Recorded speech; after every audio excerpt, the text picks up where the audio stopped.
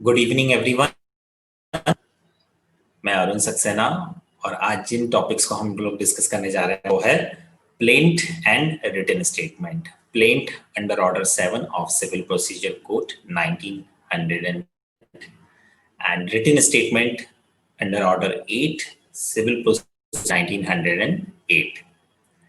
जो लॉ के स्टूडेंट्स हैं, जिन लोगों को ये जो सिविल प्रोसीजर कोड जो सब्जेक्ट है, यदि आप लोगों को बहुत टफ लग रहा है और जो लोग बिल्कुल नीचे स्टेज पे हैं इसको समझने के, वो इस वीडियो को देख के अपने सारे कॉन्सेप्ट्स क्लियर कर लें और एक इंटरेस्ट आप लोगों को ये डेवलप हो जाएगा कि इस सब्जेक्ट में हम लोगों को कैसे आगे बढ़ना है और किस तरीके से हम लोग अपने कॉन्सेप्ट्स क्लियर करके सब्जेक्ट में हम लोग अपने कॉन्सेप्ट्स क्लियर करते चले। तो ये लॉ के, एलएलबी के, बीएलएलबी, बीबीएलएलबी सभी स्ट्रीम के जो लॉ के स्टूडेंट्स हैं सभी लोगों के लिए बहुत इंपॉर्टेंट वीडियो है। आप लोग इस वीडियो को देखें और इनिशियली आप लोग के जिन लोगों को बिल्कुल ही दिक्कत हो रही है, ये उनके लिए सबसे ज्यादा इंपॉर्टेंट रहेगा ये वीडियो, ठीक है? क्योंकि अभी जो लोग जस्ट अभी इसको समझना शुरू कर रहे हैं सब्जेक्ट को। चलिए, तो जो दो टॉपिक हैं वो सब्जेक्ट्स के, लॉ के सब्जेक्ट्स में, इस सब्जेक्ट में सबसे ज्यादा इंपॉर्टेंट है वो है plaint and written statement. Plaint और रिटन स्टेटमेंट, क्योंकि प्लेंट जो होता है वो एक इनिशिएशन होता है कोर्ट में सूट फाइल करने का। तो यहाँ से शुरुआत होती है फाइलिंग ऑफ सूट, इसलिए जानना बहुत जरूरी है कि प्लेंट क्या होता है और रिटन स्टेटमेंट क्या होता है। Plaint under order 7 of civil procedure code 1908, written statement under order 8 civil procedure code 1908। तो ऑर्डर 7 में क्या है, प्लेंट दिया हुआ है और ऑर्डर 8 में रिटन स्टेटमेंट दिया गया है। अब हम देखते हैं कि प्लेंट क्या होता है। जब किसी व्यक्ति को लगता है कि उसके राइट्स वायलेट हुए हैं, वो जिस कॉन्ट्रैक्ट में था वो ब्रीच हुआ है, उसके डैमेजेस कहीं ना कहीं फुलफिल नहीं हो पाए हैं, तो वो एक कोर्ट ऑफ लॉ में एक लीगल डॉक्यूमेंट प्रेजेंट करता है जिसमें वो सारे फैक्ट्स और कॉज ऑफ एक्शन जो है उसको बताता है और जिसकी अगेंस्ट जा रहा है वो कि मुझे सामने वाली पार्टी से मेरे डैमेजेस की मांग जो कर रहा है या फुलफिल किए जाए, वो कहलाता है डिफेंडेंट। तो ये वादी है, वो प्रतिवादी है। तो जिसके अगेंस्ट केस लगाया जा रहा है वो प्रतिवादी डिफेंडेंट है। तो यहाँ पे क्या हो रहा है, जब वो प्लेंट में सारे फैक्ट्स बता रहा है कि मेरे साथ ये हुआ, कॉन्ट्रैक्ट ब्रीच हुआ, सूट इसलिए फाइल किया जा रहा है, ठीक है? तो इस स्टेज में जाके कोर्ट 30 डेज के अंदर, जब ये कोर्ट ऑफ लॉ में प्रेजेंट करता है प्लेंट, 30 डेज में वो डिफेंडेंट जो है सामने वाली पार्टी को, उसको नोटिस भेजता है कोर्ट, मतलब उसको समन जारी करता है। और समन जारी करने के 30 डेज के अंदर जो डिफेंडेंट है वो भी अपना कोई लीगल डॉक्यूमेंट प्रेजेंट करता है, वो किन फैक्ट से एग्री करता है, किन से नहीं करता है, वो भी कोर्ट ऑफ लॉ में जब प्रेजेंट करता है तो वो एक जो लीगल डॉक्यूमेंट प्रेजेंट करता है उसको हम बोलते हैं रिटन स्टेटमेंट। प्लेंटिफ प्लेंट लिख रहा है और डिफेंडेंट रिटन स्टेटमेंट लिख रहा है। प्लेंट ऑर्डर 7 में है, रिटन स्टेटमेंट ऑर्डर 8 में है। तो यहाँ पे मेरे ख्याल से आप लोगों को ये क्लियर हो गया होगा। प्लेंटिफ प्लेंट लिखता है और ये सिविल सूट में लिखा जाता है। एक चीज और ध्यान रखनी है आपको कि जब वो प्लेंट कोर्ट ऑफ लॉ में प्रेजेंट हो रहा है, उसके पहले उसको डिफेंडेंट को नोटिस देना होता है कि मैं आपके अगेंस्ट केस फाइल कर रहा हूँ, या तो आप मेरे डैमेजेस की मांग अभी जो मेरी है वो पूरी कर दें, या मनी से रिलेटेड कोई मैटर है तो आप उसका मुझे पूरा उसका पेमेंट कर दें, जो भी लगता है ब्रीच ऑफ कॉन्ट्रैक्ट जिस वजह से हुआ है। पर डिफेंडेंट यदि उसके बाद भी उसका कोई रिस्पॉन्स नहीं आता है तो वो एक ये प्रोसीजर फॉलो करता है। अब ये जानना बहुत जरूरी है कि प्लेंट में क्या चीजें आती हैं। सबसे पहले प्लेंट में कोर्ट का नाम, जहां पे भी आप जिस कोर्ट में आप केस फाइल कर रहे हो, कोर्ट का नाम और कोर्ट किस जगह पे है वो आएगा, court name and the place of the court.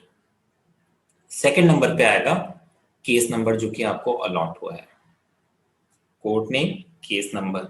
फिर प्लेंटिफ जो वाद ला रहा है उसका नाम और उसका एड्रेस। फिर वर्सेस, उसके नीचे वर्सेस करके लिखते हैं, प्लेंटिफ वर्सेस डिफेंडेंट, जिसके अगेंस्ट केस लाया जा रहा है, जिसके ऊपर केस चलाया जाएगा। तो वो जो डिफेंडेंट है उसका नाम नीचे आता है और उसका भी एड्रेस लिखा जाता है। Plaintiff versus defendant with address. फिर एक लाइन या 2 लाइन में आपको लिखना होता है कि ये सूट किससे रिलेटेड है, उस सूट का सब्जेक्ट क्या होना चाहिए। तो सूट फॉर सपोज इंजंक्शन है, सूट फॉर डैमेजेस है, सूट फॉर मनी है।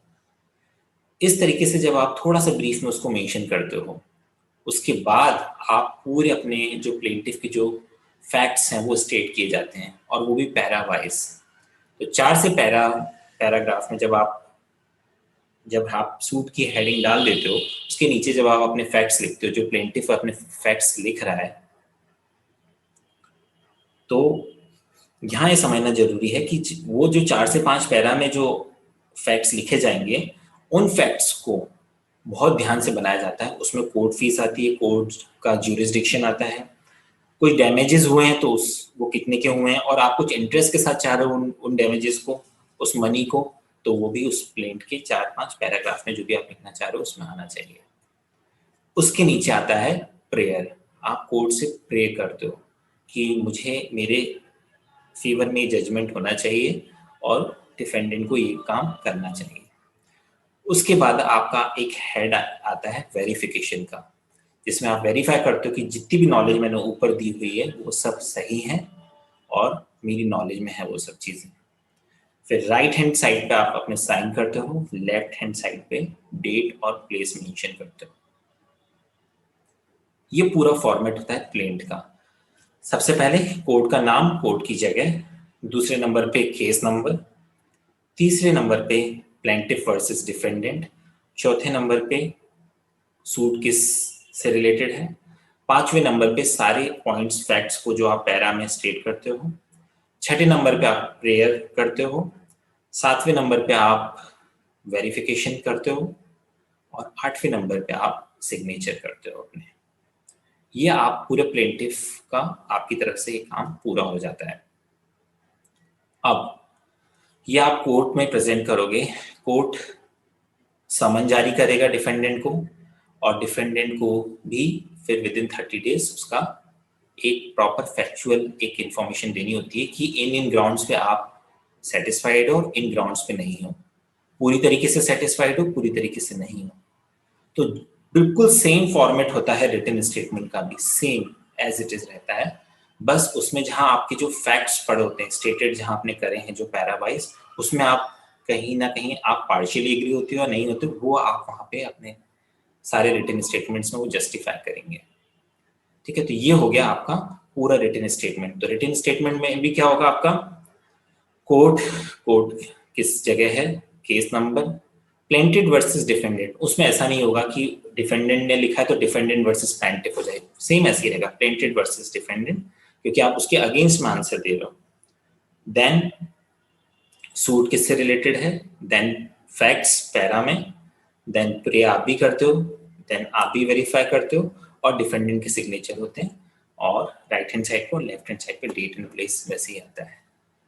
तो ये रिटन स्टेटमेंट हो गया, ये प्लेंट हो गया। ऑर्डर 7 में प्लेंट है, ऑर्डर 8 में रिटन स्टेटमेंट है। यहां तक आप लोगों को क्लियर है? मेरे ख्याल से आप सभी लोगों को क्लियर हो गया होगा प्लेंट एंड रिटन स्टेटमेंट। ठीक है, तो ये हो गया हमारा प्लेंट एंड रिटन स्टेटमेंट। चलिए अब हम लोग देखते हैं इसके बाद हमको क्या समझना है, जो सबसे इंपॉर्टेंट चीजें हैं इस पूरे प्लेंट और रिटन स्टेटमेंट को समझने के बाद। 2 चीजों में बच्चे बहुत कंफ्यूज होते हैं, और जो पढ़ना भी चाहिए आपको। ऑर्डर 8 का rule number 6 set of, rule number 6 set of, and rule number 6A to 6G। 6 में सेट ऑफ है और 6A to 6G में काउंटर क्लेम है। तो ऑर्डर 8 में सेट ऑफ और काउंटर क्लेम पे बहुत सारे क्वेश्चंस बनते हैं, और बहुत सारे क्वेश्चंस पूछे भी जाते हैं। तो ये लॉ के बच्चों को जानना बहुत जरूरी है। तो जब आप 6A to G पढ़ोगे तो आप काउंटर क्लेम को और अच्छे से समझोगे। पर मैं आप लोगों के यहाँ पे कॉन्सेप्ट्स अभी के अभी यहाँ क्लियर कर देता हूँ कि ज्यादा हम लोग पढ़ेंगे तो ज्यादा शायद आप लोग कंफ्यूज हो सकते हो, पर इसका मतलब ये नहीं कि हम पढ़े नहीं, पर उसके बाद आपको अपना माइंड यूज करना है कि उन सबका समराइज, हम सब चीजों को समराइज कैसे करें।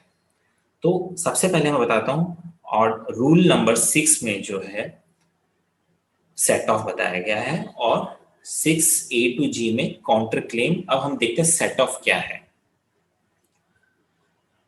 सपोज मैं प्लेंटिफ हूं, मैं वाद ला रहा हूं, मैंने प्लेंट लिखा, और प्लेंट सिविल सूट के लिए लाया जाता है, ये भी मैं आपको बता दूं। मुझे कोई मेरा कमर्शियल कॉन्ट्रैक्ट हो सकता है, कोई लॉजिस्टिक्स से रिलेटेड कॉन्ट्रैक्ट हो सकता है कि मैंने इतना सामान मंगाया था, वो उस दिन नहीं आया, मुझे प्रोडक्शन में लॉस हो गया और डैमेजेस की मैं मांग कर रहा हूँ। इवन वो मनी से रिलेटेड भी हो सकता है। अब मैं यहाँ बोल रहा हूँ कि मुझे उस व्यक्ति से 50,000 रुपये चाहिए। डिफेंडेंट ये बोलता है कि मुझे भी तो आपसे कहीं ना कहीं 50,000 रुपये चाहिए। अब वो किसी तरीके से वो अपनी चीजों को सेटिस्फाई करेगा, अपने फैक्ट्स को सेटिस्फाई करेगा। कहीं ना कहीं वो अपने फैक्ट्स को सेटिस्फाई इसलिए करेगा क्योंकि वो भी इन्वॉल्व रहा है। तो वो ही बोलेगा कि जो डिमांड जो करी जा रही है 50,000 की, वो सर्टेन भी हो सकती है और असर्टेन भी हो सकती है। यहाँ पे असर्टेन वर्ड में यूज कर रहा हूँ कि वो मनी फॉर्म में भी हो सकती है और मनी के फॉर्म में नहीं भी हो सकती है। तो वो ये बोलेगा मेरे भी आप पे 50,000 रुपये निकल रहे हैं, तो आप एक काम करिए, 50,000 रुपये का हम लोग कॉम्पनसेट कर लेते हैं। आप 50,000 रुपये का वाद ला रहे हो, 50,000 रुपये मेरे भी निकलते हैं, तो आप सेट ऑफ कर लीजिए। तो वो पूरा बराबर हो गया। तो वो कोर्ट ऑफ लॉ में बोलेंगे कि इसको सेट ऑफ किया जाए। तो जो डिफेंडेंट है वो सेट ऑफ के लिए बात करेगा, वो सेट ऑफ के लिए प्रोसीजर आगे फॉलो करेगा। ये कहलाता है सेट ऑफ। काउंटर क्लेम में क्या होता है, जो 6A to G है, उसमें ये समझना बहुत जरूरी है। उसका पूरा यदि मैं समराइज करके बताऊं कि काउंटर क्लेम में जो प्लेंटिफ है वो केस फाइल करके खुद ही फंस जाता है। क्योंकि यहाँ क्या हो रहा है, सेट ऑफ में 50,000 to 50,000 कॉम्पनसेट हो गए, वो पूरा बराबर हो गया, सेट ऑफ हो गया। पर काउंटर क्लेम में क्या होता है कि डिफेंडेंट अब ये बोलता है कि आप 50,000 का वाद ला रहे हो, आप केस ला रहे हो, पर मेरे तो आप पे 1,00,000 रुपए निकलते हैं, या 70,000 निकलते हैं, 80 निकलते हैं, 60,000 निकलते हैं, 60,000 रुपए निकलते हैं। तो वो 10,000 रुपए और डिमांड करता है। तो डिफेंडेंट के पास क्या हुआ, आपने तलवार उसके हाथों में दे दी। अब वो आप पे काउंटर क्लेम कर रहा है प्लेंटिफ पे कि नहीं, मेरे तो इनसे पैसे ज्यादा निकलते हैं। आप यहाँ पे आपको बहुत सोच समझ के डिसीजन लेना चाहिए। अब वो कहलाता है काउंटर क्लेम। और रूल 6A to G में ये भी बताया है, जब आप पूरा पढ़ोगे तो वो काउंटर क्लेम क्रॉस सूट को भी के रूप में भी फाइल हो सकता है, या फिर उसको कहीं वो भी प्लेंट मान लिया जाता है। तो कभी भी प्लेंटिफ को ये इस तरीके का ऐसा लगे कि काउंटर क्लेम वो सामने वाला कर सकता है, उसके लिए क्या उसके दिमाग में चीजें रखनी है, उसको ध्यान में रखना चाहिए। तो काउंटर क्लेम में डिफेंडेंट ज्यादा अच्छी पोजीशन में आ जाता है, और फिर उसके बाद ये पूरी हियरिंग होती है। फिर अल्टीमेटली कोर्ट का जो फाइनली जो कोर्ट का डिस्क्रिप्शन होता है, वो तो दोनों पार्टी को उसको मानना ही पड़ता है, मान्य होता है वो। ठीक है। तो कभी भी केस को यदि आप फाइल कर रहे हैं, है ना, सूट को आप कहीं फाइल कर रहे हैं, इंस्टीट्यूशन में है वो, तो आप बहुत ध्यान से सोच समझ के ही इन सब चीज़ों की में प्रोसीजर में जाएं। ये हुआ हमारा रिटन स्टेटमेंट, ये हुआ हमारा रिटन स्टेटमेंट, ये हुआ हमारा प्लेंट, ये हमने इसके बाद पढ़ा सेट ऑफ और काउंटर क्लेम। तो ये था आज का हमारा पूरा प्लेंट और रिटन स्टेटमेंट पे डिस्कशन। नेक्स्ट वीडियो में और लेके आऊंगा जो यूजफुल होंगे आपके लिए। तब तक के लिए थैंक यू सो मच।